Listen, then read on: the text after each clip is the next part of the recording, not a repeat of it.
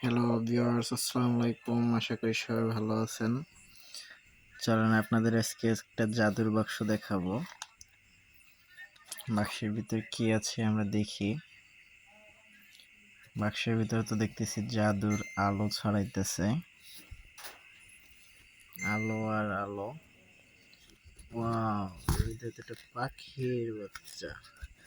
এটা হলো আমার নতুন পিকু। অ্যাকচুয়ালি আমার পিকু মারা যাওয়ার পরে আমি অনেকটা আপসেট ছিলাম, তাই একটা নতুন পাখির নতুন পিকু নিয়ে আসলাম। পিকুরে রাখার সিস্টেমটা দেখে আপনাদের, যেহেতু বাচ্চা, যে একটা কার্টুন, ঠিক আছে, কার্টুনের ভিতরে একটা লাইট সেট আপ করছি গরম রাখার জন্য, যেহেতু আবহাওয়াটা অনেক ঠান্ডা। এরপরে এখান থেকে আবার আলাদা পার্টিশন করছি, এই যে যাতে সমস্যা না হয়, ওর তাপটা সরাসরি না লাগে। আমি দেখাচ্ছি, এই যে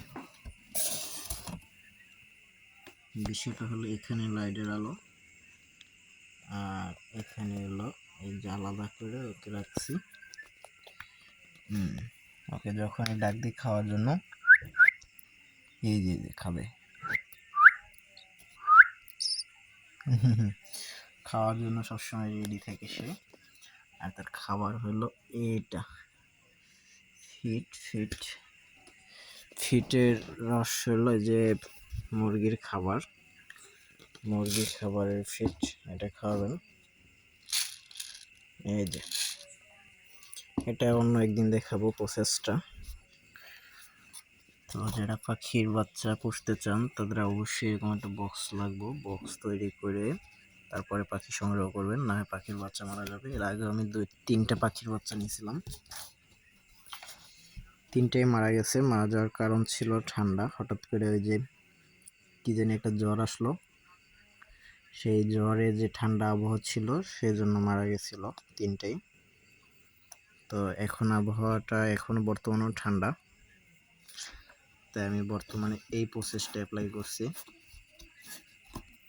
এই প্রসেসে হলো বক্সটা আপনারা যেভাবে দেখতেছেন তৈরি করতে হবে। আসলে প্রথমে দোকান থেকে একটা বক্স নেবেন, এরপর পিছন দিক থেকে একটা ছিদ্র করে এভাবে একটা লাইট দিবেন, তারপর একটা আলাদা পার্টিশন করবেন যাতে তাপমাত্রাটা ডাইরেক্ট না লাগে। ডাইরেক্ট লাগলে সমস্যা হতে পারে, বেশি তাপ হয়ে যাবে। এভাবে থাকলে আপনি তাপটা মেনটেন করতে পারবেন।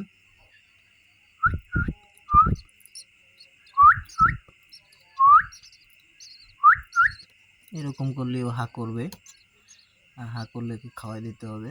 আসো আসো পিকু, ওর নাম রাখছি আমি পিকু, কারণ আমার আগে পিকু ছিল। আমার আগে পরে এর আগে যারা ভিডিও দেখছেন, আর পিকু অবশ্যই এখন একটু একটু উঠতে পারে। এই যে এই যে এই যে এখনই সে ওড়ার চেষ্টা করতেছে, অনেক দুষ্ট, অনেক চালাক।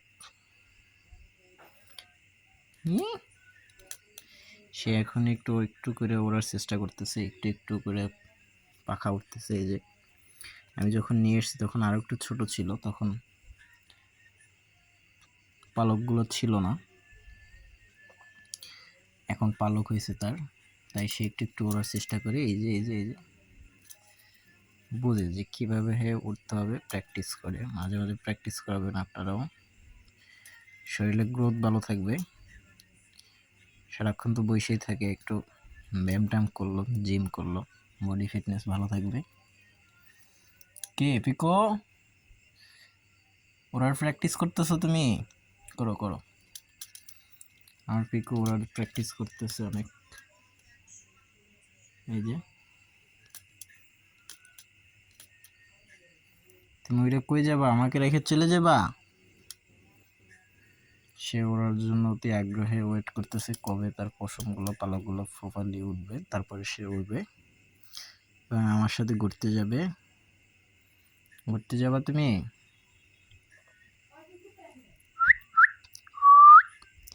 ছোট্ট ছোট্ট চোখ ফুটছে। এই যে আমি যখন নিয়ে এসেছি তখন চোখ ফুটছে, কিন্তু চোখটা ততটাই ছিল না। এখন চোখ দিয়ে তাকায় প্রপারলি ভাবে। আলহামদুলিল্লাহ, সবাই দোয়া করবেন যেন সুস্থ থাকে এবং যে উদ্দেশ্যে আমি নিয়ে আসছি সেটা যেন সফল হয়। আমি আসলে পাখি অনেক ভালোবাসি, সেই ভালোবাসার মাঝখান থেকেই পাখি পোষার ইচ্ছা। এর আগের পাখিটা পিকুরে আমি অনেক কষ্ট করে বড় করছিলাম, কিন্তু দুঃখজনকভাবে বিড়ালের আক্রমণে মারা গেছে। এখন এটাকে খুব যত্নে রাখতেছি যাতে কোনো সমস্যা না হয়। এর আগেও 3টা বাচ্চা নিয়ে এসেছিলাম। এটা মূলত কি পাখি যদি কেউ বলতে পারেন কমেন্ট করে জানাবেন। আমি বললাম না আজকে নাম, পরবর্তীতে নাম বলবো। তবে আমি শুধু এতটুকুই বলে দিই, এর আগে যে পিকু নামে যে আমার পাখিটা ছিল সেটা ছিল হলো ককাটেল পাখি। এটা তবে ককাটেল পাখি না, এটা অন্য একটা প্রজাতির পাখি, আমাদের বাংলাদেশেরই পাখি। আগেরটা তো বাহিরের পাখি ছিল,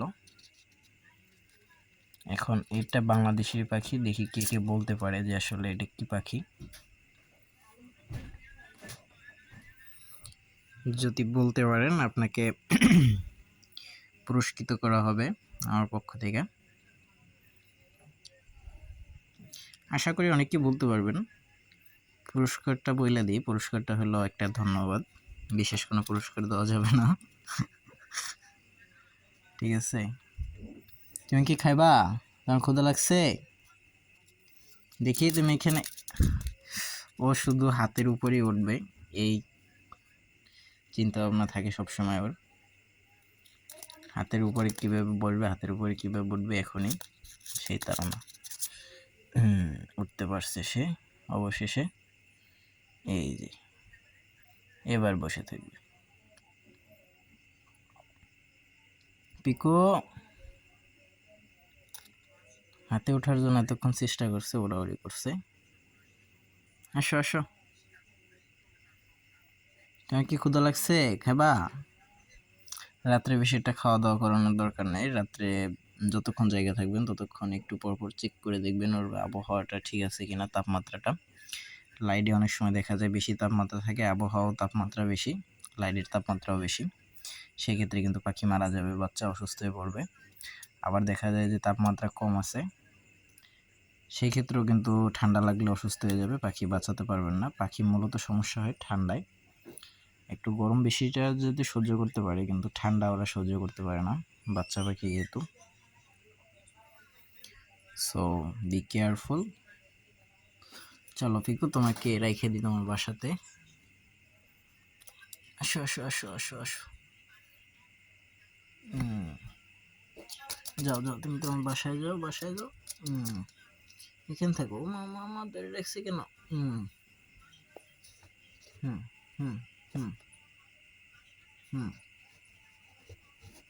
হুম এই যে তার একটু ঠান্ডা লাগতেছে তো, তাই আমি এখন কি করব, আমার বক্সটা বন্ধ করে দেবো। এই দিয়ে এখানে এখানে হালকা ফাঁকা রাখবো যাতে একটা বাতাস চলাচল করতে পারে। এই যে এরকম তাপমাত্রাটা আমি মাঝে মাঝে এখান থেকে বোঝার চেষ্টা করি। তো ভালো থাকবেন সবাই, আসসালামু আলাইকুম।